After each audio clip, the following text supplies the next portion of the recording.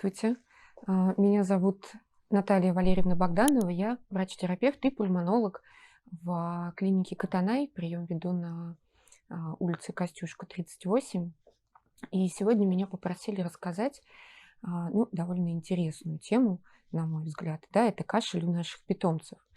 Тема действительно, она в целом довольно обширная и неоднозначная, потому что а, есть мнение, что если мы слышим кашель, это всегда про болезнь сердца.